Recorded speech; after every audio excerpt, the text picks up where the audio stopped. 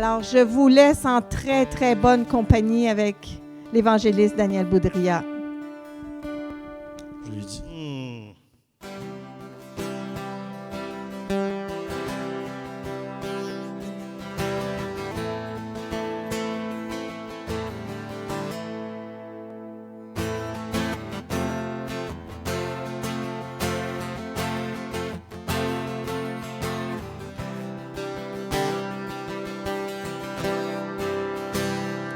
le roi dans sa beauté, vêtu de majesté, vêtu de majesté, la terre est dans la joie, la terre est dans la joie, la terre est dans la joie.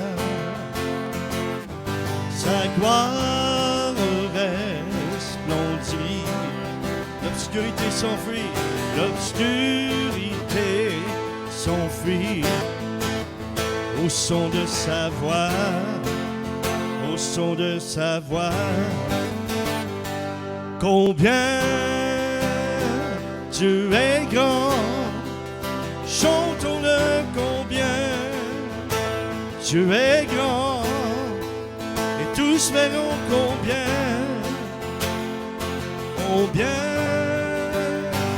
tu es grand. Levons nos voix pour honorer notre Dieu et Père. Combien tu es grand, chantons-le combien tu es grand, et tous verront combien tu es grand.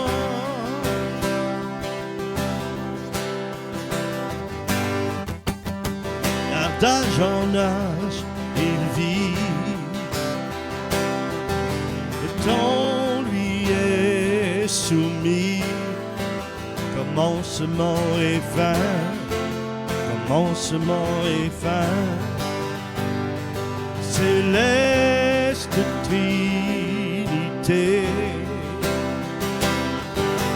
Dieu d'éternité. Il est l'agneau divin, il est l'agneau divin. Combien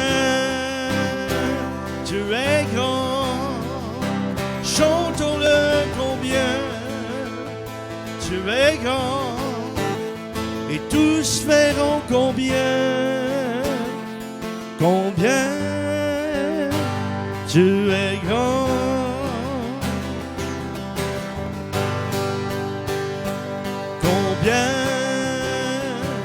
Tu es grand, chantons-le combien tu es grand, et tous verront combien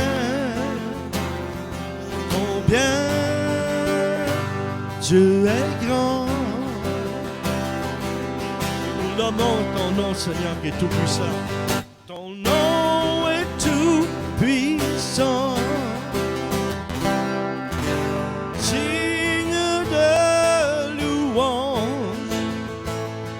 Je chanterai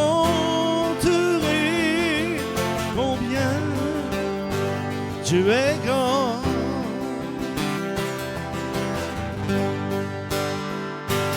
Ton nom et son nom est tout puissant. Digne de louange, je chanterai combien tu es grand, combien tu es grand, chantons-le combien tu es grand, et tous verront combien tu es grand.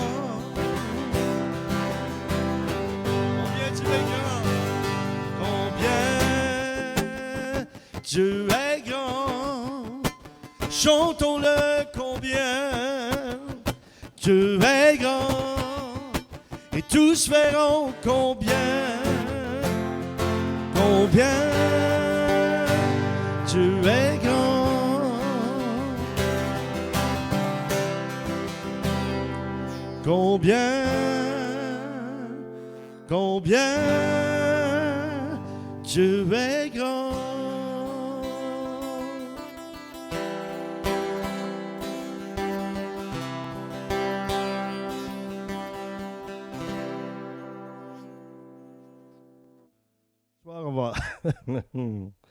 Ce soir, on va. C'est un petit peu une suite de dimanche parce que je vais vous parler de l'onction. Oh, Pelay, excusez-moi.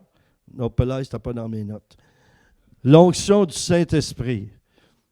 J'ai l'impression parfois que la personne du Saint-Esprit, on aurait avantage à la connaître plus et mieux parce que c'est l'Esprit de Jésus et du Père qui est parmi nous, qui est sur nous, qui est en nous. Savez-vous que quand l'Esprit Saint est venu sur Jésus, quand il a été baptisé par son cousin dans le Jourdain, Jean le Baptiste, c'était pas pour la rémission de ses péchés parce qu'il était sans péché. Mais c'était parce qu'il fallait que s'accomplissent les Écritures. Et ça dit qu'il est venu sur lui et l'Esprit l'a poussé au désert pour y être tenté. Il n'avait jamais péché. Il n'avait probablement jamais été tenté non plus. Malgré qu'avec le groupe qu'il avait avec, peut-être qu'il était tenté de temps en temps. En tout cas, bon, ça, c'est un autre genre de chose. Là. Il a dit combien de temps je vais encore vous endurer. Ça devait être parce que Jésus a passé près de manquer de patience. Mais il n'en a pas manqué. Il a été poussé au désert pour y être tenté. Et on voit dans les récits, dans la parole de Dieu, que le diable est venu le tenter. Mais il n'est pas venu au début du 40 jours. Il est venu à la fin. Pourquoi il vient à la fin? La même chose pour nous quand le diable vient nous tenter. Il vient toujours quand on est vulnérable, quand on est dans un moment de faiblesse, quand on est dans un temps de difficulté. C'est là qu'il vient. Il ne vient pas quand tu es en pleine forme et tout va bien. Il vient quand ça va moins bien, bien, malgré que ça dépend comment vous vivez votre vie, mais en principe, ça devrait toujours aller bien, plus ou moins, mais toujours bien. Moi, quand on me pose la question, c'est toujours ce que je réponds. Ça va bien, monsieur? Toujours. Puis à chaque fois, il y a une réaction. Hein? Toujours? Oui, ça va toujours bien. Plus ou moins. Mais ça va même moins, ça va moins bien, mais ça va bien tout le temps. Ça, c'est nous qui décidons ça. Savez-vous que c'est vous qui devez décider ça? Vous avez l'autorité que Dieu vous a donnée et même une autorité naturelle que Dieu vous a donnée. Moi, j'ai fait des prières de délivrance, là. Et puis, je me souviens d'une situation où le fils ne mangeait plus. C'est un gars, jeune homme de 17 ans, 18 ans. Il ne mangeait plus, il prenait de la drogue, il était enfermé dans sa chambre, il ne mangeait plus, il se faisait vomir. En tout cas, mettez-en, là. Ça allait vraiment pas bien pour lui. Lui, c'était pas bien ou très pas bien avant que Jésus fasse quelque chose pour lui. Et sa mère m'a appelé, puis elle était vraiment découragée. Elle dit, je n'arrive pas à le faire sortir de la chambre, etc. Elle a dit, est-ce que je peux, si je réussis, est-ce que je peux vous l'amener? J'ai dit oui. J'ai dit, t'emmèneras son père aussi. Oui. Son père, il allait à l'église, mais il suivait. Hein? Il était un peu comme le ramoneur là, qui dit, je suis. OK, laissez faire. Bon, OK. Vous n'avez pas fait le lien, hein? Un ramoneur, il est souvent dans la suie. Bon, OK. Je ne dis pas ça pour les noircir, là, eux autres, les ramoneurs. Les Mexicains sont très bons là-dedans. Hein? Comme, il y en a un qui s'appelle Ramon. Bon, OK. Je fais ça juste, ça va vous aider à mieux digérer ce qui vient. Est-ce que tu pourrais, mon ami ou ma chérie, juste augmenter les hautes fréquences sur le micro parce que j'ai l'impression que je suis un baryton. J'aimerais mieux être comme un baril de thon. Oui, OK. Les hautes, là. OK. C'est-tu mieux? Tss, tss, tss. Non? T'as-tu la bonne rangée? Juste à côté des... H? Haute? OK. Bon. Est-ce que vous m'entendez mieux? Même ceux qui sont sourds? Non, c'est parce que... Je vais tourner ça vers moi. C'est moi qui ne s'entendais pas bien. OK, là, je m'entends mieux. Je suis guéri! Merci Seigneur. Oui, ça va toujours bien, je l'ai dit. Oui, c'est mieux, je pense pas, oui. C'est mieux. C'est bien pour vous? À la maison? Merci. J'en ai vu 4 qui ont fait ça. Il y en a même une personne qui m'a envoyé la main comme ah ouais, je t'ai vu. Là, comment est-ce qu'il fait pour savoir ça, lui? Bon, OK. Si tu avais plus d'onction, tu comprends. Non, c'est pas ça, je veux dire. Bon, aussi, j'étais rendu dans mon affaire. Merci. Oui, fait que finalement, le jeune homme, il est venu. Alors, on a prié avec lui, mais avant de commencer à prendre l'autorité puis le libérer de différentes choses, Dieu m'a montré que la plupart de tout ce qu'il vivait, c'était à cause de son père. Il manquait d'amour de son père. Et là, son père, je lui ai dit à l'oreille, je vais demander à ton fils de se lever, j'aimerais que tu le prennes dans tes bras. Il l'a pris dans ses bras, et là, la délivrance, elle s'est faite, puis on n'a même pas eu besoin de demander à Jésus de venir faire quoi que ce soit. Pourquoi? Parce que Dieu avait déjà donné au Père, ou il t'a déjà donné une autorité. Tu n'es pas enfant de Dieu, mais tu es une créature de Dieu. Alors déjà là, dans ta vie naturelle, tu as quand même une autorité. Et quelle autorité? L'autorité de décider. Tout le monde a le libre arbitre. Tout le monde a le choix de décider. Vous, le matin, j'espère que c'est comme ça, mais vous allez décider ce que vous allez manger. Vous allez décider peut-être que je ne mangerai pas. Vous allez décider ce que vous allez porter comme vêtements. Si vous sortez dehors, vous allez décider de ne pas mettre de vêtements. Venez pas me parler de ça, ce n'est pas mon problème. C'est parce que vous êtes quelqu'un qui a besoin d'attirer l'attention. En tout cas, vous allez attirer le froid, en tout cas, ça c'est sûr, parce qu'à ce temps ici, ne faites pas ça. Bon, je ne vous souhaite pas de le faire n'importe quand non plus. Mais Dieu nous a donné une autorité. Maintenant, il veut nous donner une autorité supérieure.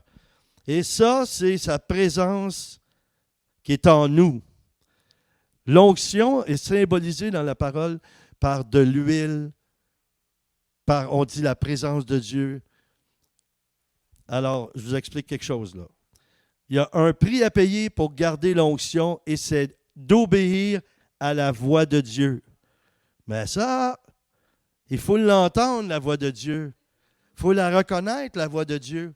OK, mais je vais vous dire une chose. Même les gens qui n'ont pas donné leur vie à Jésus, puis ne sont pas des créatures nouvelles que Dieu a fait par son esprit, entendent la voix de Dieu. Et je vais vous le prouver. Savez-vous comment? Parce qu'avant, vous connaissiez le Seigneur, là. Vous avez eu des accidents. Il y a quelque chose qui vous est arrivé. Et puis, savez-vous comment le Saint-Esprit parle à quelqu'un qui n'a pas dit oui à Dieu? Par la voix de sa conscience. Et plus il pêche, moins il l'entend. Mais il n'est pas aveugle, il se rend compte des conséquences quand il fait des mauvais choix. Le chrétien devrait se rendre compte encore plus rapidement, puis encore d'une façon plus éclairée, des conséquences, avant d'arriver aux conséquences même, de choisir avec sagesse, de consulter Dieu. Ça, je dis ça souvent, parce que je crois qu'il faut que ça entre. Des fois, je pense que ce n'est pas entré.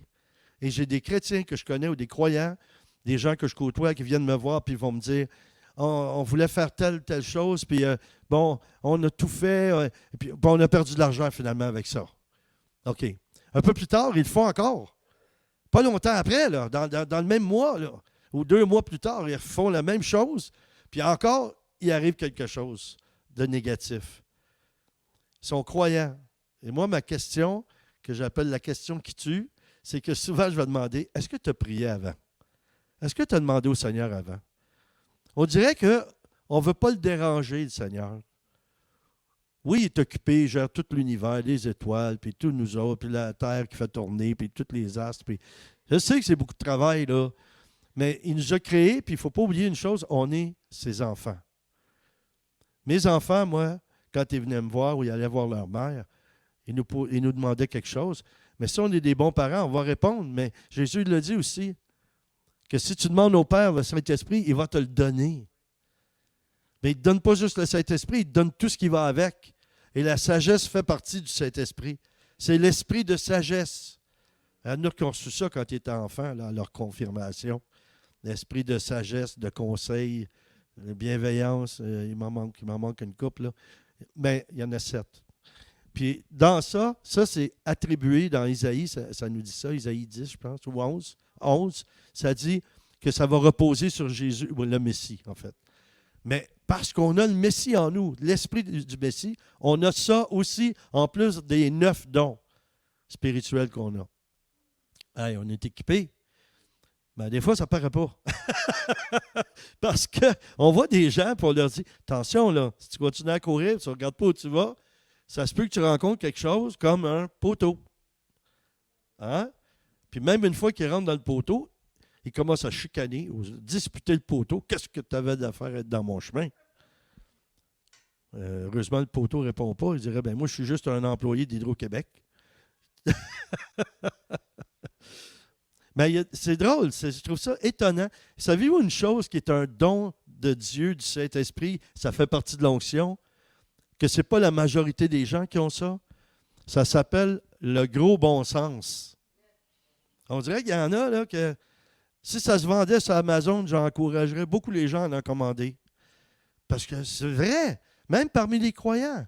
Je suis toujours étonné qu'il y a des gens qui font des choses, ils sont intelligents.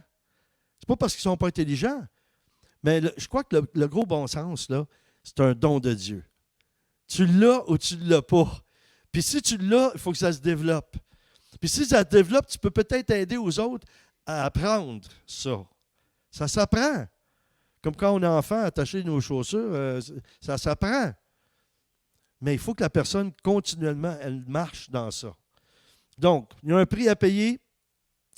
Et pour conserver l'onction, il faut vivre constamment avec Jésus. Il faut aussi prier afin qu'il ne retire jamais son onction sur nous. Alors, je dirais plutôt mourir. Si vous avez vraiment connu la présence de Dieu et une intimité avec Dieu, écoutez, moi, c'est ça. J'aimerais mieux mourir que de perdre cette présence de Dieu-là. C'est le souffle de vie. J'ai entendu un prédicateur dire quelque chose d'intéressant à propos du mot, le nom de Dieu. Comment ça se prononçait en hébreu? Yahweh. Comment ça se prononçait? Mais la façon que ça se prononce, il y a des syllabes qu'on ne prononce pas. Et elle expliquait, cette personne-là, que dire Yahweh, c'est oui. Oui. C'était le souffle. Le souffle de Dieu, on appelle ça en hébreu la roua. Roua, comme ça. Roua, c'est comme le souffle. C'est ça qui fait battre ton cœur. C'est Dieu qui est en toi qui te fait respirer. Moi, des fois, je vois ça, puis je vois tous les gens qui font toutes sortes de choses dans le monde terribles, puis je me dis, ah, Seigneur, ils sont bénis que moi, je ne suis pas toi. Parce que je leur couperais l'oxygène. Juste à ceux-là. Mais Dieu, dans sa bonté, comme ça dit dans la parole, je pense que c'est dans Salomon, que ça dit, le soleil brille sur les bons comme sur les méchants. Oui, il brille sur les bons comme les méchants. Mais à un moment donné, il va couper le soleil. Ça va arriver ce jour-là. Là. Puis il y a des gens qui vivent comme « Ah, j'ai le temps. Moi, j'ai le temps. Pas donner ma vie au Seigneur, moi, non. Je vais faire mes affaires. » Mais quand tu fais ça, le temps que tu perds, tu vas avoir des récompenses si tu obéis. Il y a plusieurs demeures dans la maison de mon Père, a dit Jésus. OK? Il y en a plusieurs. Ces demeures-là, c'est des endroits spirituellement où tu es plus proche de Dieu, où tu es plus loin de Dieu. Moi, à mon avis, je ne veux pas regarder le Seigneur avec des jumelles quand je vais arriver au ciel. Non, je vais être assis à côté de lui. J'aimerais lui donner un petit coup de coude. Ah, Jésus, au banquet, je peux avoir le sel, Jésus, s'il te plaît. Mais comme je connais Jésus, quel sens de l'humour, je vais dire, ben là, sale-le toi-même, tu es la sel de la terre. Ah, OK. Bon. Donc, l'onction n'est pas une expérience occasionnelle qui nous donne la chair de poule, mais quand elle est là, elle nous enlève toute forme de confusion dans nos idées, et nos idées viennent plus claires, et cette présence nous transforme à tout jamais. Pourquoi que des croyants marchent dans l'inquiétude? Jésus l'a dit, on ne peut pas allonger notre vie en s'inquiétant. Bon, on est humain, on a des émotions, on a des sentiments, et c'est ça qui provoque ça. C'est nos insécurités qui font ça. Mais quand on a le Saint-Esprit, puis on ressent quelque chose comme ça, si on a une proximité avec lui, on est proche avec lui, il faut développer le réflexe de dire, là, Seigneur, là, je ne suis pas bien, là, je ne me sens pas bien, je te remets ça, je te fais confiance. Jésus lui-même, le Fils de Dieu à Gethsémani, il n'a pas dit, j'ai pas peur. Il a dit, Père, s'il est possible que s'éloigne de moi cette coupe. Il avait peur, il en a sué du sang. Il avait peur. Pour ça que ça me fait sourire un peu quand j'entends un chrétien qui dit à un autre chrétien, le chrétien il dit, moi j'ai peur. La peur, c'est pas du Seigneur. Au nom de Jésus. Là. Ben là, j'aurais bien aimé ça, voir un des apôtres arriver et dire à Jésus, à Gethsemane, Jésus, prends sur toi, là, en ton propre nom, arrête d'avoir peur. C'est normal. Jésus avait tous les mêmes sentiments, les mêmes émotions que nous, mais il nous a donné un exemple. Qu'est-ce qu'il a fait? Il a fait référence à son Père. Père, s'il est possible. Là, il a manifesté son humanité. J'ai peur. Vraiment, je n'ai pas vraiment le goût d'aller me faire tuer. Là. Je veux dire, non. Mais quand il a vraiment médité intérieurement sur le fait, là, pourquoi il fallait qu'il meure, pour pouvoir sauver toute l'humanité, il a dit non, que ta volonté soit faite et non la mienne. Quand tu as peur, quand tu es insécure, quand tu trouves ça difficile, Père, que ta volonté soit faite et non la mienne. Puis tu vas voir, la paix va venir en toi. Ça ne vient pas, répète-le jusqu'à temps que ça vienne, parce qu'il veut ça pour nous. Quand l'onction nous touche, nous ressentons un amour. Ça, j'aime ce mot-là. Il y avait une petite madame âgée qui venait à une de nos églises, à Sorel. À chaque fois qu'elle disait ça, je ne pouvais pas faire autrement que trouver ça drôle. Elle disait ce mot-là, mais là, je vais vous lire le texte. Là. Quand l'onction nous touche, nous ressentons un amour incommensurable. J'aimais ça quand elle disait ça. Ça veut dire avec une grande intensité, une proximité de Dieu, une paix indescriptible, une explosion extatique. Hein? Prenez des notes, allez voir le dictionnaire. Non, mais c'est incommensurable. Hey, c'est ça, c'est fort, toi. Hey, c'est comme tu es absorbé, là, ça te dépasse. Là. Hein? C'est un amour que tu ne peux même pas décrire tellement que c'est extraordinaire. Et en plus, qu'il nous aime d'un amour inconditionnel. Mais dans le même temps, il y a certaines conditions, mais ce n'est pas pour avoir son amour, les conditions. C'est pour que nous, on apprenne à se laisser aimer. Lui, il va nous aimer sans condition. Mais nous, on a des blocages. Des fois, on ne s'aime pas soi-même. C'est ça qui empêche Dieu de nous aimer. Parce qu'il pourrait nous aimer de force. Mais s'il nous aimait de force, puis nous aimait avec l'intensité qu'il est de Dieu, on en mourrait. On ne serait pas capable de vivre ça. Écoutez, moi, wow! Il y a des temps où j'ai vécu vraiment la présence de Dieu, l'onction de Dieu, à ne plus être capable de me tenir debout. Là. Puis je tombais par terre, même je m'accrochais après le lutrin pour prêcher parce que je tenais les jambes tellement molles. Mais quand j'étais par terre dans la présence de Dieu, je ne voulais plus me lever de là. J'étais tellement bien parce que je goûtais le ciel sans mourir. Essayez d'imaginer ça. Tout le monde va aller au ciel, mais personne ne veut. Ah, il y en a plusieurs qui ont plus que 50 ici, là. C'est une petite chanson, hein? Tout le monde va aller au ciel, mais personne ne veut mourir. Mais tu ne peux pas aller au ciel sans mourir.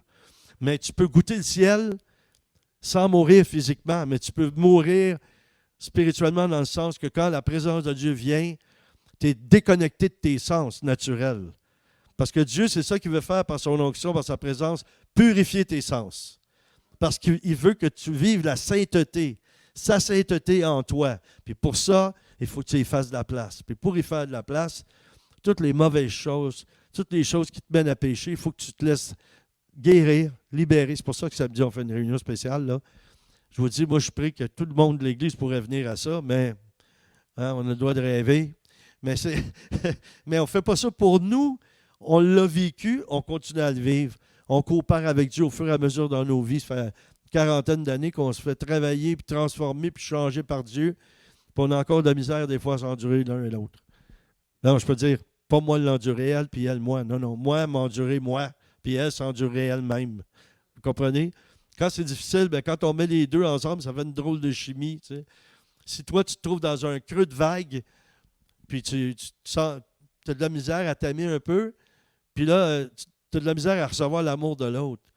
Vous savez que c'est plus facile d'aimer que de se laisser aimer? Moi, j'ai connu ça pendant longtemps. Si quelqu'un me disait « Ah, je vais te faire un café », parce qu'il voulait me montrer qu'il m'aimait et il m'appréciait, je disais « Ah non, je vais le faire moi-même. » C'est parce que je manquais d'amour. Je voulais pas, en fait. Pourquoi? Parce que quand tu es vulnérable comme Jésus sur la croix, là, Dieu, là, il est mort les bras ouverts. Jésus il est mort les bras ouverts parce qu'il était prêt à tout donner, l'amour. Il avait tout donné, puis il était prêt à la recevoir aussi. Il est encore prêt à la recevoir, mais il veut nous la donner. Puis nous, souvent, ce qu'on fait, c'est qu'on refuse. Pourquoi? Parce qu'on perd le contrôle. Et c'est écrit dans 2 Samuel 22, ma mémoire est bonne, le contrôle vaut bien le péché de la sorcellerie. Oh, j'ai-tu vraiment dit ça? C'est puissant comme parole. Les gens qui contrôlent les autres, là. J'ai un autre mot aussi, écrivez ça, je vais voir dans le dictionnaire. Vampiriser. Avez-vous déjà entendu ce mot-là? Connaissez Dracula? Il n'a jamais existé. Ben, il a peut-être existé. Ah, c'était un roi qui faisait... il y avait de l'hémophilie ou quelque chose comme ça, puis il fallait qu'il boive. Il pensait qu'en buvant du sang des autres, il était pour être guéri. Mais, puis il écorchait, il faisait écorcher des gens. C'était incroyable. Mais vampiriser, c'est qu'on prend tout le jus de l'autre personne. On utilise l'autre personne. Ça, c'est totalement le contraire du Saint-Esprit. Le Saint-Esprit, lui, c'est un donneur. Dieu, c'est un donneur. Jésus, c'est un donneur. Et quand tu donnes vraiment selon le cœur de Dieu, puis selon l'Esprit de Dieu, tu reçois. Tu ne le fais pas pour recevoir, mais c'est la nature de Dieu, puis la nature de Dieu, c'est de donner puis d'aimer. Donc, si tu suis la nature de Dieu, tu vas devenir comme lui. Tu ne perds jamais à donner. Il y en a qui ont peur de donner. Il y en a qui ont été abusés. Moi, j'ai été abusé déjà financièrement quand j'étais dans le show business. Là, j'étais jeune. Là, on m'a volé des milliers de dollars. Mais j'ai pardonné. Puis après, c'est moi qui ai commencé à en donner des milliers de dollars. Puis j'étais encore plus béni. Plus j'en donnais, puis c'était pas de l'argent. J'ai donné des voitures, j'ai donné des guitares. Je voulais donner ma femme, mais j'ai dit, oh non, ça c'est trop précieux. Cette personne-là, je la garde, c'est une perle. Puis depuis qu'elle est avec moi, ben, je la polis. Tu sais, je la polis. Elle devient de plus en plus brillante. Pardon? J'en ai besoin. Ouais, oui. Je ne sais pas, je n'ai jamais vécu sans elle, vraiment. Là. Avant, je vivais sans elle. J'étais très égocentrique, pour ne pas dire narcissique. Là. Un autre mot, écrivez ça. J'ai un cours de français en même temps. OK. Alors, incommensurable. Ah, c'est beau, hein? Incommensurable. Oh, wow. Yes, you cannot measure the incommensurable. Tu ne peux pas mesurer. Ça, je trouve ça beau. Vous savez, il y a un texte de la parole où l'apôtre Paul il dit que Dieu va lui révéler sa hauteur, sa largeur, sa profondeur. Savez-vous ce que c'est, ça? Ce sont les dimensions de l'amour. Un jour, je vais vous apporter un message sur ça. C'est tellement wow. C'est wow parce qu'on n'a pas idée vraiment ce que c'est. À quel point Dieu nous aime dans ces 4 dimensions-là. OK. Une clé pour connaître intimement le Saint-Esprit est d'être mort à soi et vide de soi-même afin qu'il nous remplisse. Si tu es rempli, c'est parce que tu gardes ce que tu as reçu. Mais Dieu veut que tu donnes pour que tu vides. Moi, j'ai prié sur des hommes ou des femmes de Dieu. Ils ont reçu un peu, mais une fois, j'ai fait rire un homme de Dieu, il s'est avancé. C'était vraiment quelqu'un d'important. Je me disais, ben moi, je ne suis rien qu'un petit Daniel Boudria, mais je vais prier. Tu sais, le Seigneur est... Je mets ma main sur lui, j'ai une image. Je vois une bouteille pleine. J'ai dit, écoute-moi là. J'ai dit, c'est très difficile pour moi de prier pour toi. Et tu dis, moi, j'ai besoin de prière comme les autres. Moi, mais j'ai dit, c'est difficile de remplir une bouteille pleine. Puis là, j'ai dit, Dieu, il veut que tu donnes. Il y a quelque chose dans ta vie. Il faut que tu donnes. Puis là, il s'est mis à être touché vraiment par la présence de Dieu. Il a pleuré un peu, j'ai prié, puis il a tombé dans l'esprit. Fait que juste ses larmes, ça a vidé assez pour en mettre un peu. Ben oui, parce que là, Dieu a touché quelque chose en lui, puis Dieu est venu le débarrasser, le libérer de quelque chose. Puis on a tous besoin de ça, on a tous besoin de ça. Alors, pour avoir l'onction, il faut demander au Saint-Esprit de marcher avec nous quotidiennement et l'impliquer dans tous les domaines de nos vies. Parlez au Saint-Esprit. Vivez avec le Saint-Esprit. Même s'il y en a qui peuvent penser, il parle tout seul. Il est dans la maison. Il parle. Non, je ne parle pas tout seul. Je parle au Seigneur. Ben, en tout cas, tu es fou, tu es folle. Oui, mais de Dieu. Je ne suis pas juste fou tout court, là, comme je l'ai dit dimanche. Moi, je parle au Saint-Esprit. Moi, constamment, je veux dire, je me réveille. La première chose que... Aussitôt que je suis réveillé, je parle à Dieu tout de suite. Je me connecte tout de suite. Puis je suis dépendant affectif de lui. Vraiment, je suis dépendant de Dieu que je ne peux pas me passer de lui. J'ose même pas penser comment je serais puis à quoi je ressemblerais de perdre Dieu dans ma vie. Là, vraiment, je serais mort, comme la parole de Dieu le dit, tu meurs 2 fois. C'est grave, là. Tu es mort, tu étais mort, tu es venu à la vie, mais après tu perds Dieu, tu es mort une 2e fois. Je ne sais pas si vous avez déjà lu ça.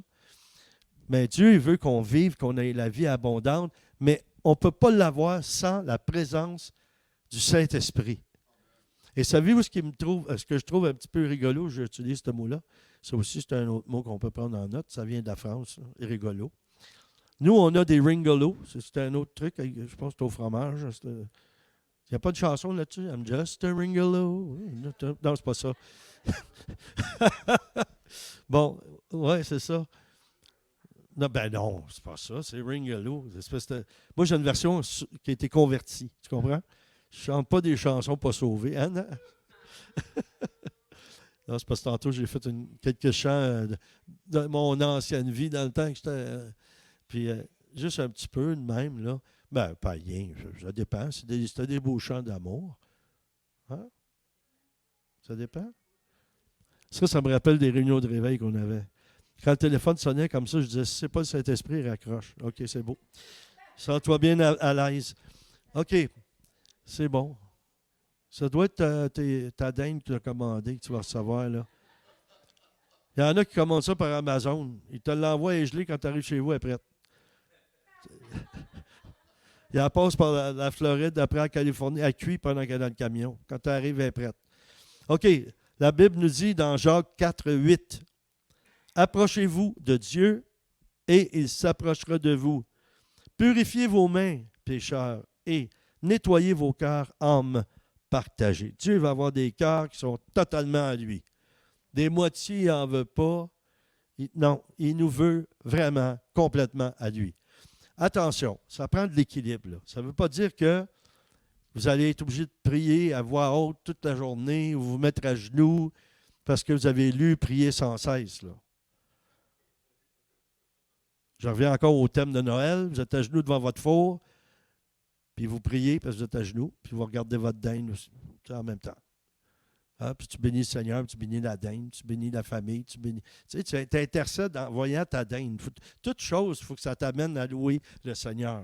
Hein? En parlant de dinde, c'est pas une farce, qu'est-ce que je viens de dire, là. OK. Qu'est-ce que ça veut dire purifier nos mains? Au sens figuré. Ça veut dire sonder les motifs de nos actions. Purifier nos mains. Sonder les motifs de nos actions. On veut le Saint-Esprit, on veut la présence de Dieu. Mais le Seigneur ne peut pas cohabiter avec le péché. Le Seigneur ne peut pas cohabiter avec les ténèbres. Bon, vous allez me dire, ben là, on est tous condamnés, là, Dieu ne peut pas vivre avec nous autres. On a toutes des petites choses en quelque part cachées. Le Seigneur, il est présent, mais son désir, c'est qu'on puisse le laisser prendre ces choses-là. C'est fait historique, là. On a du français ce soir, on a de l'histoire. Ah, c'est bon, hein? Il dit, oh yes, il aime l'histoire, lui. Il y a un saint, celui qui a traduit la Bible du latin au français. Ben, t'es bonne, toi. Saint Jérôme. Saint Jérôme. Et Saint Jérôme, il est venu devant Dieu, dans la prière, et c'était Noël. Et Jérôme, il a dit au Seigneur, « Seigneur, qu'est-ce que tu aimerais que je te donne pour Noël? » Et savez-vous ce qu'il a répondu? « Donne-moi tes péchés. » C'est un beau cadeau, hein? Et ça, c'est peut-être un beau cadeau qu'on peut faire au Seigneur, là. Même pendant l'Avent, pendant les semaines, les 4 semaines avant Noël, là, à chaque semaine, « Seigneur, je te donne mes péchés. » Mais pas juste les donner, il faut agir par conséquent. Tu ne peux pas dire, « Oh Seigneur, je sais, j'ai une faille, j'ai une faiblesse, je sais, je suis très menteur. » Fait qu'au lieu de dire 20 mensonges semaine, je vais descendre à 10. Ça ne change rien. Je veux dire, dans les 10 commandements, on enfreint tous, chacun de nous, les 10 commandements. Ça, c'est un point qu'on peut utiliser pour évangéliser. Quand vous parlez à quelqu'un, Oui, puis les 10 commandements, ben, tu lui dis, écoute, s'il n'a jamais lu la Bible, tu dis, as-tu déjà vu le film, le vieux film, là, avec Charlton Heston, où ce qui sépare la mer, là? Les 10 commandements. Ah ouais, je l'ai entendu parler. Il y a des fonds, ils en refont des pareils, là. Il dit, tu connais-tu les 10 commandements? Il dit, toi, d'après toi, est-ce que tu as enfreint un des 10 commandements? Bon, je ne sais pas, là.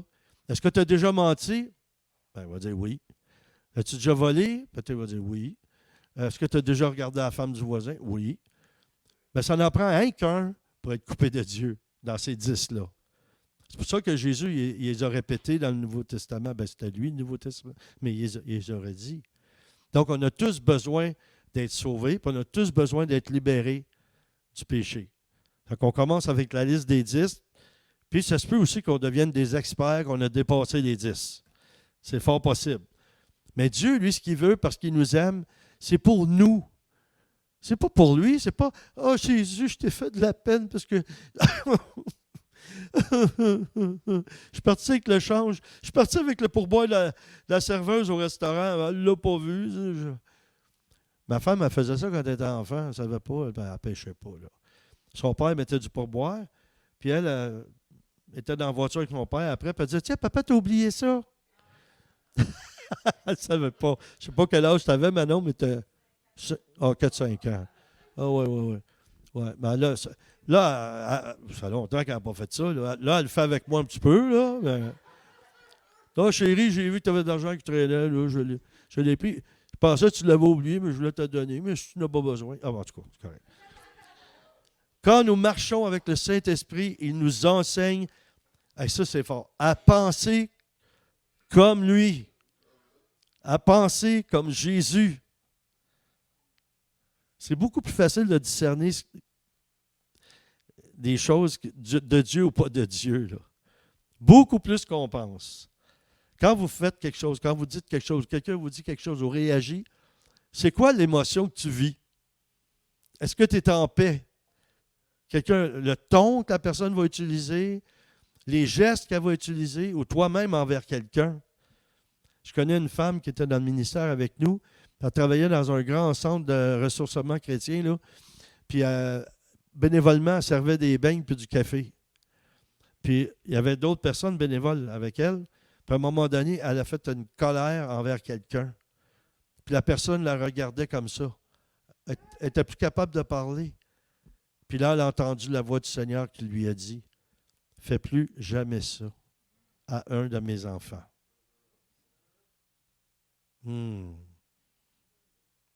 Elle avait de la colère. Puis elle a commencé à ce moment-là à prier et demander au Seigneur de la libérer de la colère. Imagine, à chaque fois que tu rentres dans une place qui vend des beignes, ça te rappelle, « Seigneur, libère-moi de la colère. » Surtout quand tu vois quelque part, il y a annonces qui sont supposés être frais et qui ne sont pas frais. Là. Ça m'arrive des fois. Là. Surtout que mon gendre était gérant d'une place comme ça, pour ne pas nommer cette place-là.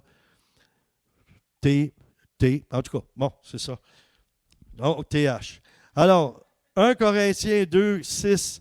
Cependant, c'est une sagesse que nous prêchons parmi les parfaits, sagesse qui n'est pas de ce siècle, ni des princes de ce siècle, qui vont être réduits à l'impuissance. Quand vous voyez des gens puissants dans le monde, là, n'ayez pas peur de ces personnes-là.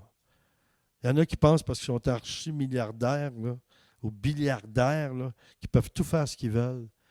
Mais vous allez voir que s'ils jouent trop dur avec les gens, là, il leur arrive des choses. Il ne faut pas se poser la question. Quelqu'un il a tout, là. OK, matériellement, il y a tout. Tout à coup, t'as entendu dire, cette personne-là, il reste 3 mois à vivre, elle a le cancer. Qu'est-ce qui va arriver avec tout ce qu'elle possède? Des fois, ils n'ont pas d'enfants, ils n'ont personne à qui laisser ça. Ça a donné quoi? Oui, ça prend de l'argent pour vivre, oui, je comprends. Mais Jésus a parlé de ça à propos d'un monsieur qui avait mis des greniers, il avait rempli ses greniers, puis il a dit, cette nuit même, je vais venir prendre ta vie. Ça ne veut pas dire qu'il ne faut pas faire des économies, là. C'est pas ça que ça veut dire. Ça veut dire d'agir avec sagesse. Et ça prend l'éclairage ou la lumière du Saint-Esprit pour comprendre ça. Le Saint-Esprit, c'est la nuée. On peut dire un nuage aussi. Il se manifeste par un nuage. Exode 40, 34 dit « Alors la nuée couvrit la tente de la rencontre, et la gloire de l'Éternel remplit le tabernacle. » La gloire de l'Éternel, ça existe encore, ça? Je suis allé au Saguenay faire de l'évangélisation. Mon gendre, j'avais un groupe de 10 musiciens. Là. J'avais des membres de ma famille, mais quand ils se sont mariés, ils ont eu des enfants. Après ça, ils étaient moins disponibles, etc. Je ne sais pas la nostalgie que j'ai, mais c'était plaisant, pas à peu près, là, d'avoir mes filles qui chantaient, mes gendres qui jouaient de la batterie, l'autre qui jouait de la basse. Là, j'étais béni, vraiment. Je l'appréciais. Mais quand tu les as pu, tu les apprécies encore plus. Il était tellement bon musicien là, que dans la présence de Dieu, il sentait, il suivait parce qu'il y avait l'onction. Je faisais de la musique, je chantais, je voulais enchaîner avec une autre chanson. Je n'avais même pas besoin de les regarder ou leur dire tel numéro, telle feuille. Je n'avais pas besoin de rien dire. Il savait comme d'avance où je m'en allais. Ça m'est arrivé déjà avec le prophète Eugene May. Il est venu chez nous, à l'église qu'on avait ici à Granby. Et puis, c'est un prophète américain. Puis Eugene est en train de prêcher. Moi, je suis en haut, lui est en bas parmi les gens. Il est en train de prêcher. Et moi, dans l'esprit, parce que je suis prédicateur, j'écoute le Saint-Esprit. J'ai entendu quelque chose, puis là, je l'ai dit. Puis, il a arrêté comme ça, puis il s'est mis à rire. Il s'est tourné, puis il a dit, « Mon frère, je ne suis pas rendu là encore. » J'ai dit d'avance qu'est-ce qu'il était pour dire. Pourquoi? Parce que j'étais connecté sur le Saint-Esprit comme lui. Puis moi, je le traduisais au fur et à mesure. Donc, quand il s'en allait, je savais vers quoi il s'en allait dans sa prédication. Puis même moi, j'étais un peu mal à l'aise quand il me disait « Hey, attends un peu, là. T'es rendu en avant de moi, ça ne marche pas, là. T'es supposé me traduire, tu ne me traduis pas, là. Tu me devances. » Bon, les gens ont trouvé ça drôle. J'ai dit, pardon, je vais faire attention. J'ai dit, je vais essayer de moins écouter cet esprit. Il dit, non, ça, tu peux continuer, là. Mais il dit, écoute-le bien pour pas que tu ailles plus vite que moi. Tu sais. OK. Acte 1:9 dit, après avoir dit cela, il fut élevé pendant qu'il le regardait, et une nuée le déroba à leurs yeux. Donc, ça, c'est dans le Nouveau Testament. Tantôt, je parlais de l'Ancien Testament. Dieu peut se manifester par sa nuée. Je parlais du lac Saint-Jean ou du Saguenay. Il y avait loué une salle pour qu'on fasse un week-end, un hôtel. Puis, en tout cas, c'était extraordinaire. Tout ce qui est arrivé là, c'était fort. Là. Puis mon gendre Yann et quelques-uns de mes musiciens de la famille étaient venus. Et puis, le matin, on avait vécu quelque chose. C'était très beau. Des gens touchés, des gens qui avaient été convertis. Tout ça. L'après-midi, après le repas, on entre dans la salle, les premiers. Moi, j'étais dans les premiers. Tout à coup, j'ai dit, « Hey, y a-t-il un feu? Qu'est-ce qui se passe? » Je voyais comme une fumée. Ça ressemblait à de la fumée de cigarette, mais c'était pas gris. C'était blanc. Très blanc. Puis je voyais ça comme ça. Puis c'était à peu près à ça du sol. Puis là, tout à coup, j'ai ressenti intérieurement que c'était la présence de Dieu qui se manifestait. Il n'y avait personne dans la salle encore. Il y avait mon gendre, puis il y avait moi, puis quelques-uns des responsables. En fait, les premiers des responsables qui avaient organisé, aussitôt qu'ils ouvraient la porte, puis ils rentraient, leur corps en haut, ils touchaient la nuée, ils tombaient par terre dans l'esprit. Et quand les gens commençaient à rentrer, ils rentraient, comme quand vous êtes entrés. Ce soir, il y en a un qui ouvrait la porte, il y en a 4-5 qui rentraient, ils tombaient tous par terre. Mon gendre et moi, on les tirait, puis on les plaçait en paquet dans un coin. Mais là, on parle de plusieurs centaines de personnes. Tout le monde était empilé partout. Puis mon gendre, il jouait de la batterie. À un moment donné, on a fait de la louange. Les gens étaient par terre où ils étaient étendus sur les chaises parce que c'était à peu près cette hauteur-là. Donc, si tu étais en dessous de ça, là, tu pouvais bouger. Mais aussitôt que tu te levais, tu étais touché par l'esprit.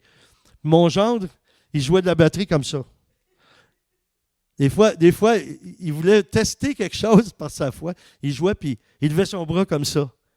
Puis aussitôt qu'il levait son bras, après, il m'a dit, « Hey, je venais le bras mou. » Aussitôt que je me mettais comme ça, il dit, la présence de Dieu, ça me remplissait.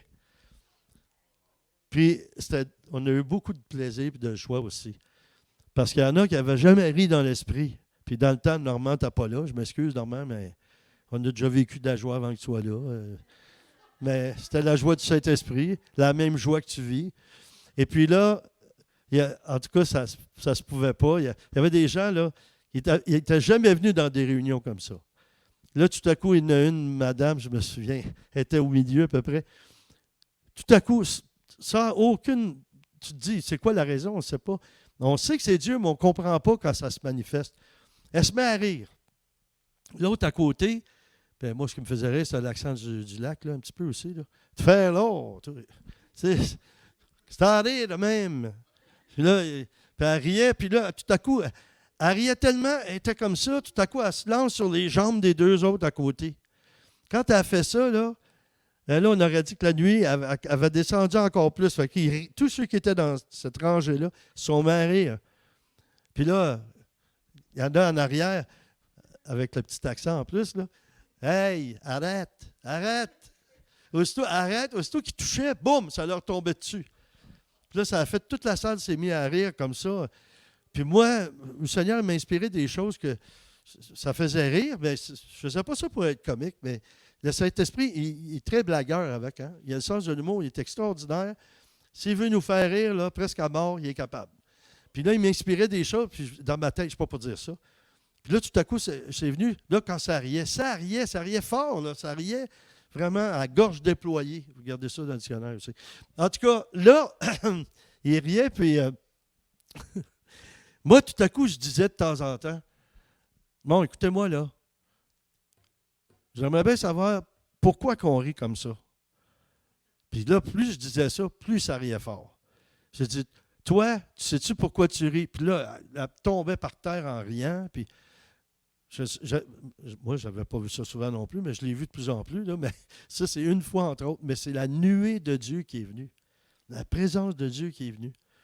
On a vécu ça aussi à Lourdes, là, en France. Là. Quand la présence de Dieu est venue dans la salle comme ça, là, tous les serviteurs de Dieu, là, c'était plus fort que nous. On est allés tous se tendre en avant, se prosterner. Puis on sentait que c'était juste au-dessus de nous. Si on avait essayé de se lever, là, on aurait retombé tellement que ça faisait tellement du bien. Ça nous a fait reposer. On l'a vécu sur l'estrade aussi. Il y a une prédicatrice qui a dit, les hommes de Dieu, venez ici, là, puis pendant que je vais prêcher, allongez-vous, devant la présence de Dieu. Mais moi, j'étais un peu distrait des fois, là. Je les vois tout à coup qui se lèvent, les autres, après 10 minutes. Moi, j'étais encore par terre. Là, ils font, tss, tss, Daniel, tu peux te lever, là. Ben, non, mais elle a dit de rester là. Non, tu peux te lever. Je n'avais pas entendu qu'elle avait dit, vous pouvez vous lever. Mais j'étais tellement bien dans la présence de Dieu. J'avais un combat. Le seul combat, c'est que j'avais peur que tout à coup, je sois tellement bien que je me serais mis à ronfler. Mais comme on dit, j'ai toujours un verset pour appuyer des choses que je dis. Là. J'aurais dit, je t'ai après vivre le psaume 150, que tout ce qui respire loue le Seigneur. C'est pour ça que je ronflais. OK, je termine. Croyez-le ou non. 8 choses qui arriveront quand vous serez touchés et vivrez avec l'onction. Vous serez, ça c'est, oh my, vous serez libérés du péché. Cela veut dire que ce n'est pas une chose si commune que les croyants soient remplis de l'onction. S'il y avait plus d'onction, il y aurait moins de péché. S'il y avait moins de péché, il y aurait moins de problèmes. C'est parce qu'on a des failles, on a des faiblesses, on a des guérisons à recevoir, on est pécheurs. C'est pour ça que dans l'Église, des fois, on ne se fait pas toujours du bien les uns aux autres. Si c'est vrai ce que je dis, dis amen. Luc, si tu m'écoutes, mon frère. OK, là, c'est pas ça. OK, vous serez libérés du péché, en particulier de péchés avec lesquels vous aviez le plus de combats. C'est pour ça, quand je dis, est-ce qu'il y en a qui veulent s'avancer, je vais prier pour vous, là. Si j'avais dit ça avant, peut-être ça en aurait encouragé quelques-uns de plus. Vous avez des combats avec certaines fautes, certains péchés. Plus vous êtes rempli du Saint-Esprit, plus ça va être facile. Pourquoi? Parce que ce n'est pas vous qui allez faire le combat, c'est lui qui va faire le combat avec vous. Il vous fortifie, il vous encourage, il est présent avec vous dans le combat.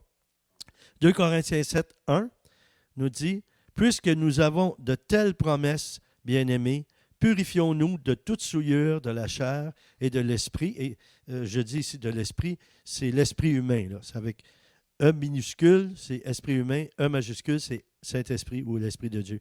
En développant jusqu'à son terme la sainteté. Oups. Pardon. 7.1. OK?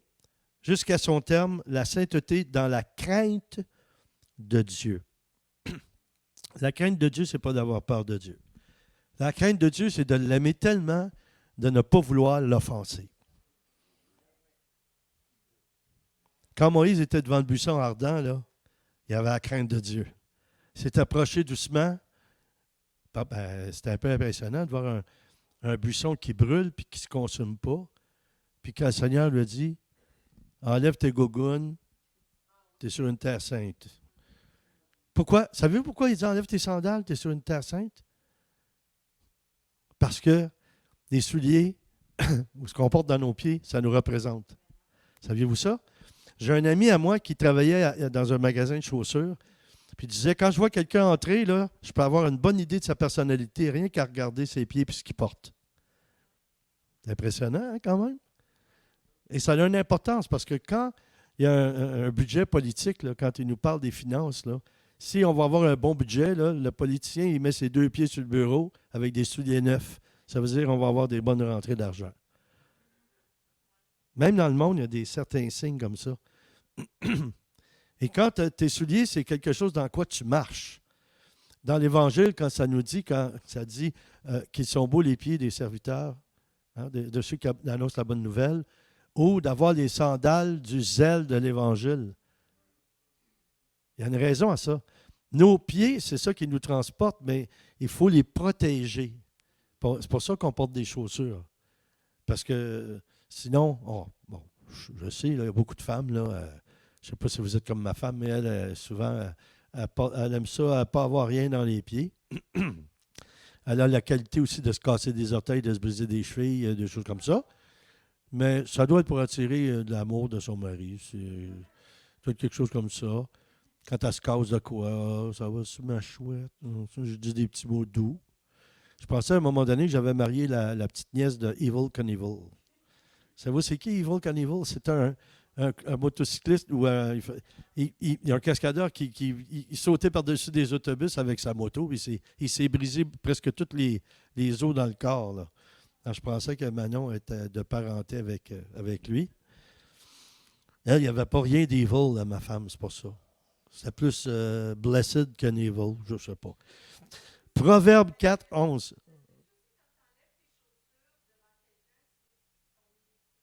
L'humilité, oui, ça peut être un signe d'humilité aussi. Oui, ben oui. Oui. Ben souvent, il y a des pays, je ne sais pas si c'est le Japon, je pense la Chine, le Japon, ils retirent leurs chaussures. Même il y a un prophète que je connais qui était musulman avant, mais qui est chrétien maintenant, là, Walid, là, que j'aimerais bien ça inviter ici. Quand on entre chez eux, ça, je trouve ça un peu particulier. On entre chez lui, il faut enlever nos chaussures avant d'entrer. Ouais. Mais ça a une certaine signification. C'est un signe de respect. Proverbe 4, 11. Je t'ai enseigné la voie de la sagesse. Je t'ai conduit sur la route de la droiture. C'est le Saint-Esprit qui peut nous conduire dans ces voies-là. Vous serez changés mentalement et vous aurez moins tendance aux choses de la chair et plus aux choses de l'esprit. Vous allez vouloir vraiment les choses de l'esprit. Ce n'est pas parce que tu cours partout pour voir des prédicateurs célèbres que tu es dans l'esprit. Si tu étais vraiment dans l'esprit, tu prierais avant et tu demanderais au Seigneur est-ce que je devrais aller là. Je l'ai fait, moi aussi. Là. Je ne suis pas mieux que ces personnes-là. Mais après un certain temps, il faut que tu aies une relation avec Dieu avant, intime avec Dieu, connaître Dieu. Si Dieu te dit d'aller voir quelqu'un parce qu'il y a un message pour toi à travers un prédicateur, une prédicatrice, ça va. Mais pas, je vais aller là parce que lui, il donne des paroles, je vais avoir une parole. Si tu vas peut-être en recevoir toujours la même tant que tu ne changeras pas de façon de faire. Bon. Justement, je parlais d'Eugene May, là, vraiment un homme de Dieu, prophète. Quand il vient dans la région, je ne sais pas, je ne suis pas son horaire, mais à chaque fois que Dieu a quelque chose à me dire, j'ai quelqu'un qui m'appelle et qui me dit « Hey, savais-tu ça que le frère prophète Eugene May il est à Granby? » Non, je ne savais pas. Ben oui, il va être à telle église. Et ça donne, plus souvent qu'autrement, je suis disponible pour aller l'écouter. Ben, c'est un ami aussi en même temps. Ça fait plaisir de le voir. Mais il y a une fois comme ça, c'était un mercredi soir, il était à Granby, puis j'étais épuisé. J'avais fait du ministère beaucoup, j'étais vraiment épuisé. Mais je l'aime beaucoup. Fait que je dis, je vais essayer de faire un effort, mais j'étais fatigué, là. Puis j'ai prié, comme je vous dis, il faut prier avant. J'ai prié, puis là, la voix qui m'a parlé, que je crois qu'il était Dieu, je crois que c'est Dieu, puis ça s'est confirmé que c'était lui, ça, apparemment, là, en vérité. Il m'a dit, Daniel, va te coucher, repose-toi. Là, je n'ai pas dit, ouais, mais tout à coup, non. J'ai obéi. Je vous l'ai dit au début, si tu veux l'onction, il y a un prix à payer, l'obéissance. Alors, j'ai été me coucher. La fin de semaine suivante, lui était là le mercredi, la fin de semaine suivante, c'est moi qui faisais du ministère dans un truc là, avec plusieurs prédicateurs. Et puis, bon, je suis en train de faire la louange. Et tout à coup, au beau milieu de la réunion, qui je vois arriver dans l'allée centrale, Eugene May et son épouse. Il n'était pas dans les invités, lui. Il est arrivé comme ça. Et après la réunion, on avait un repas avec tous les serviteurs de Dieu dans une pièce en arrière. Puis ils l'ont invité, c'est sûr. Il est bien apprécié. Alors on est assis là. Puis le couple de pasteurs qui organisait, ils ont dit, mais Eugene, comment ça se fait que tu es ici? Tu es venu pourquoi? Il dit, c'est un anglophone, il dit, je suis venu pour donner une parole à notre frère Daniel. Il s'était déplacé jusqu'à Saint-Hubert pour venir donner une parole que Dieu avait pour moi. Donc, moi, j'ai fait dodo, je me suis reposé, j'étais en pleine forme pour faire le ministère et j'ai reçu le message que j'avais besoin de recevoir de la part de Dieu. Il s'était déplacé pour moi. Mais en fait, c'est Dieu qui a voulu qu'il se déplace pour moi. Pourquoi? Parce que j'ai obéi. Les autres qui étaient là étaient tous un peu surpris. Tu sais, ça arrive de temps en temps, c'est qu'il y en a qui me regardent avec des grands yeux. Non, pas encore. Là. Il reçoit des bénédictions, lui, puis on dirait tout le temps que lui... Mais oui, mais lui, ça peut être toi, ça peut être n'importe quelle personne qui va obéir à Dieu. Tu obéis à Dieu, tu marches dans ses voies. Tu es dans l'obéissance, tu es vraiment dans ta destinée. Et tu loupes ou tu manques tout ça, tu passes à côté si tu n'obéis pas au Seigneur. OK. Vous serez aussi un fruit de l'onction, vous deviendrez totalement en paix. Il y a des gens qui payent des fortunes, vont voir des psychologues, des psychiatres. C'est pas dans le dictionnaire, psychiatre, c'est pas de même que ça s'écrit. Mais ils vont voir des médecins pour avoir la paix, puis ils ne l'ont pas. Parce que c'est un don gratuit de Dieu. Fréquente-le, tu vas l'avoir en toi. Romains 8,6 dit, avoir les tendances de la chair, c'est la mort. Avoir celle de l'esprit, on parle du Saint-Esprit, c'est la vie et la paix. Philippiens 4,7 déclare, la paix de Dieu qui surpasse toute intelligence gardera vos cœurs et vos pensées en Christ Jésus. Donc, tes pensées sont dans le Seigneur Jésus, tu vas avoir la paix. Un autre point, vous serez guéris de la tête aux pieds. Hein, notre frère, là, c'est un peu ça qu'il vit. Il s'est fait guérir de la tête aux pieds par la médecine, mais par Dieu aussi en même temps. Parce que la médecine peut faire des choses, puis des fois, il ne réussit pas. Il réussit pas. Alors, vous serez guéris de la tête aux pieds dans Jean 3, 1 et 2. Bien-aimé, je souhaite que tu prospères à tous égards et que tu sois en bonne santé comme prospère ton âme. Non? C'est Jean 3. C'est Jean 3, en tout cas, ça c'est certain. 1 Jean 3. OK, pardon. Il y a une faute de frappe ici. J'ai une parenthèse au lieu d'un 1. Non, c'est pas. Mais je sais que c'est 1 Jean 3, me semble. OK, trouve-moi ça, s'il te plaît. À chaque fois que je lis ça, je me dis tout le temps, il faudrait que je corrige mes notes, puis je ne le fais jamais. Merci Seigneur pour la sagesse. Je vais y revenir. OK. Ensuite, 8e point, j'avais dit 8, 6e point. Vous recevrez une mort totale à vous-même. Il ne faut pas avoir peur de ça. Hein? Ce qui est lourd, ce qui est difficile là, dans notre vie, là, c'est justement ça. Hein? Comment? 3 Jean, oui, c'est ça que j'ai. 3 Jean 1, 2. 3 Jean 1. Ah, ben, c'est ça que j'ai. Je l'ai mal dit.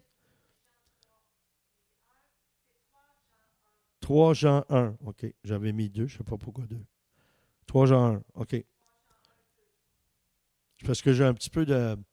Ça fait longtemps que j'ai ça. On appelle ça. Non? C'est pas une maladie, là, mais c'est une affaire de bicycle. Là. Comment est-ce qu'on appelle ça? Là? Ah, dyslexique. Je sais pas ça. Bon. Ben, j'ai été guéri beaucoup de la dyslexie. Je n'étais même pas capable de lire avant. Du tout. Là, je lis très bien parce que j'ai mal lu. Mais j'ai lu.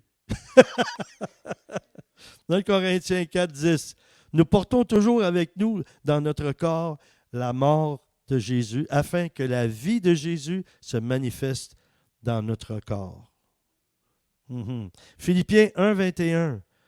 Car pour moi, Paul a dit, Christ est ma vie et la mort m'est un gain.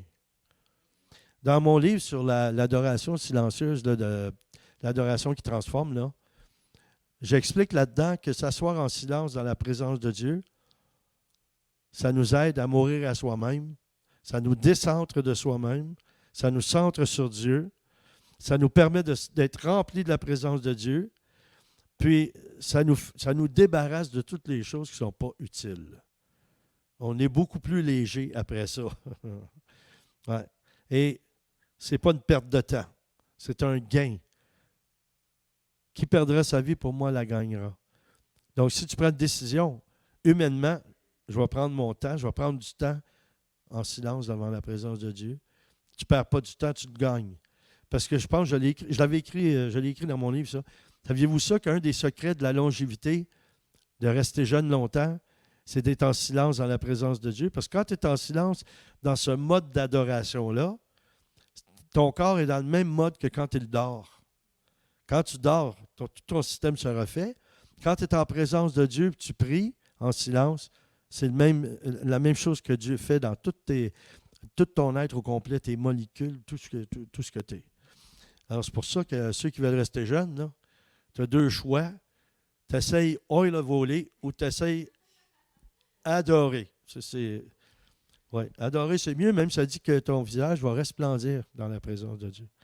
J'ai entendu un exorciste dans un truc sur Internet. Là. Des fois, je regarde des choses, puis ça m'arrive vraiment régulièrement que cet esprit va me parler, va me dire « Arrête, écoute ça. » Là, je l'écoute et ça me parle directement. C'est extraordinaire. Ça me parle directement, ou c'est des choses que je reçois après que je peux dire à d'autres personnes, mais pas sans l'avoir expérimenté. Je n'ai pas l'écho de quelqu'un d'autre. Ce que je vous dis là, c'est des choses que j'ai vécues moi-même. Je n'ai pas pris ça d'un autre prédicateur. Je n'ai pas inventé ça en disant « Ah, j'ai lu le livre d'un tel. » Bon, ça se peut qu'il y ait des petites choses que j'ai prises, oui, mais pas majoritairement. Dieu veut qu'on prêche des choses qu'on reçoit comme révélation, mais pas seulement « Ah, j'ai une révélation », mais il faut que ça se confirme par des faits. Des fois, on dit « Ah, le Seigneur m'a parlé. » « Ah, qu'est-ce qu'il t'a dit? » « Il m'a dit telle chose. » Là, puis là, il n'y a personne qui connecte avec ça, puis ça ne se confirme pas. Puis tu sais, moi, je veux dire, c'est comme ce soir, je passe, puis je commence à j'ai une parole pour toi. Ah, toi, tu vas me faire un chèque de 100 $. Es-tu d'accord? Elle va dire, ben je vais prier avant. Là, tout à coup, elle se met à prier, puis elle dit, ah, non, le Seigneur m'a dit non.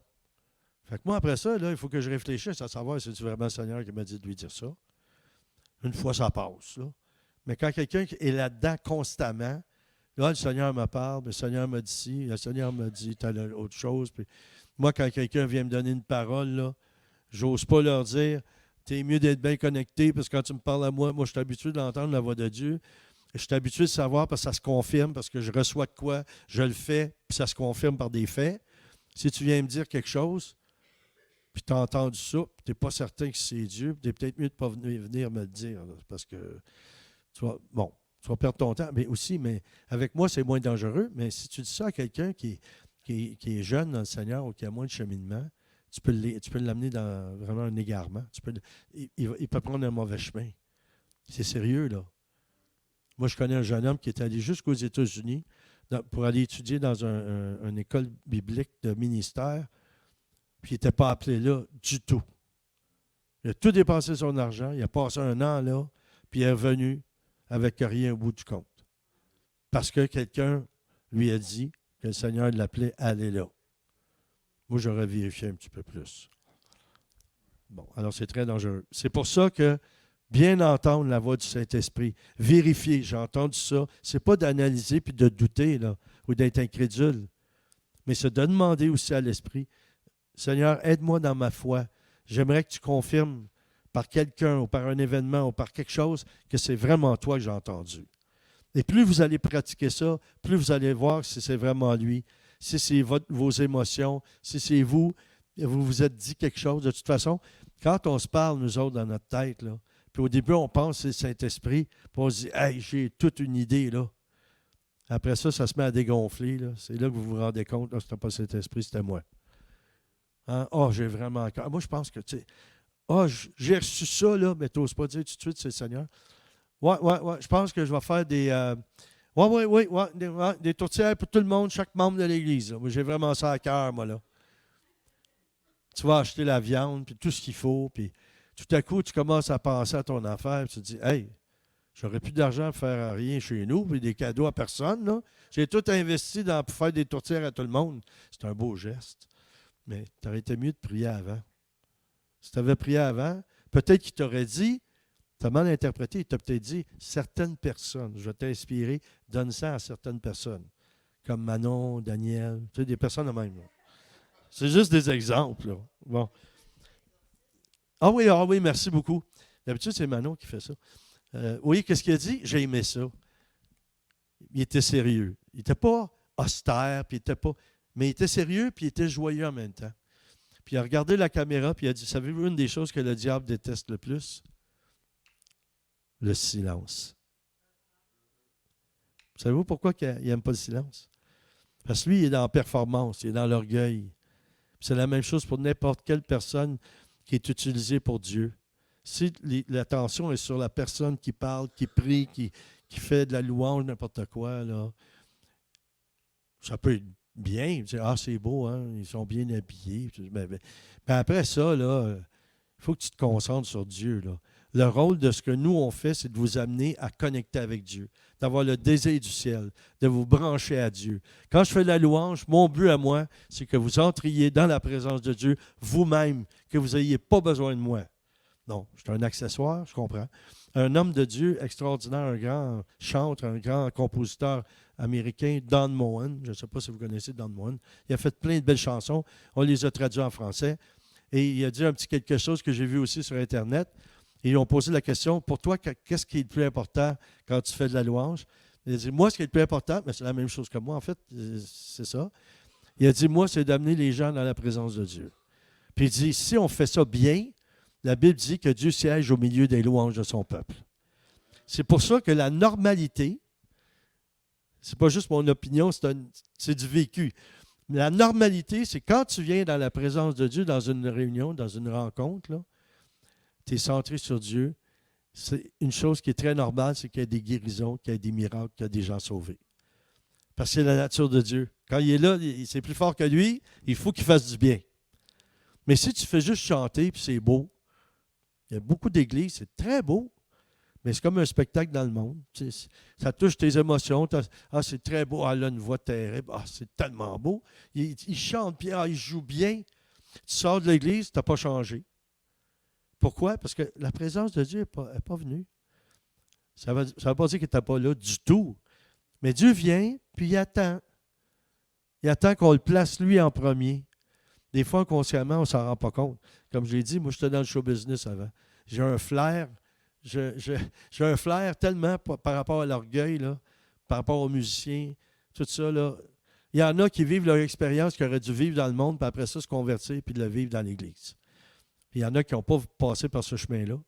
Donc, ce n'est pas de leur faute, ils ne font pas exprès, mais c'est centré beaucoup sur eux. C'est beaucoup centré sur la musique qu'ils font. Parce que je vais vous faire un test.